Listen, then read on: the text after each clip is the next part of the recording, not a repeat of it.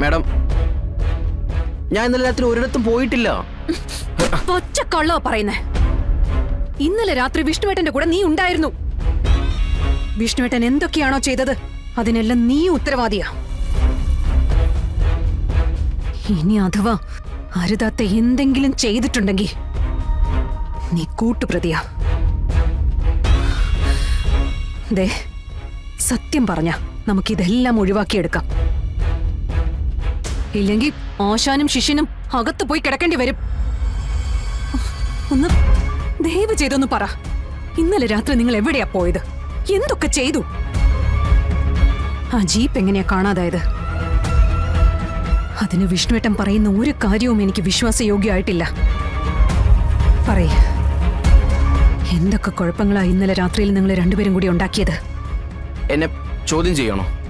അതെ, എന്നോട് സത്യം പറഞ്ഞില്ലെങ്കിൽ പിന്നെ നിന്നെ ചോദ്യം ചെയ്യുന്നത് പോലീസായിരിക്കും. അവരവരുടെ കൈക്രിയകളൊക്കെ ചെയ്തോണ്ടായിരിക്കും ഇതൊക്കെ ചെയ്യാം.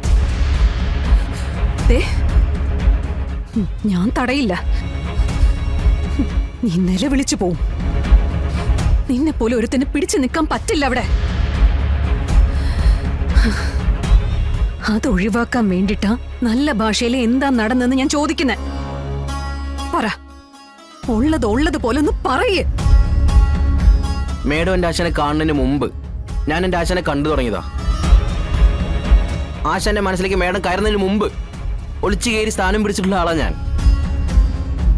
ആ എന്റെ വായിൽ നിന്നും ആശാനെതിരായിട്ടുള്ളൊരു കാര്യം ഉണ്ടാവുമെന്ന് പറഞ്ഞാ അത് ഞാൻ മരിക്കുന്നതിന് തുല്യമല്ലേ മേഡം?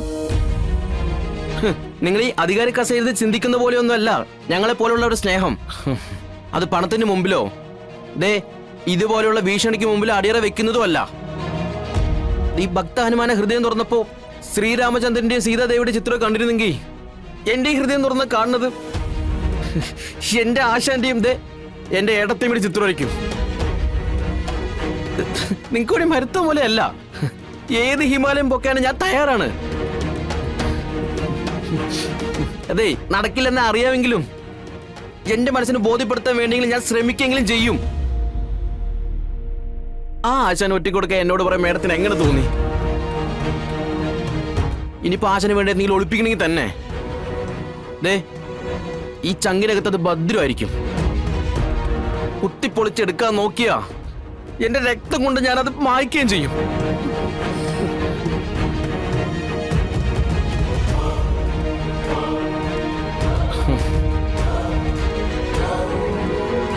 അല്ല, ഇത്രയൊക്കെ പറഞ്ഞ പോരെ മേഡം? ഇനി ഞാനും എന്റെ ആശാനും തമ്മിലുള്ള സ്നേഹത്തിന്റെ ആഴം മനസ്സിലാക്കാൻ കഴിഞ്ഞിട്ടില്ലെങ്കിൽ പിന്നെ എനിക്ക് ഒന്നും പറയാനേ ഇല്ല. അല്ല, ഇനി വേണേ മേഡത്തിന്റെ പോലീസിനെ വിളിക്കാം.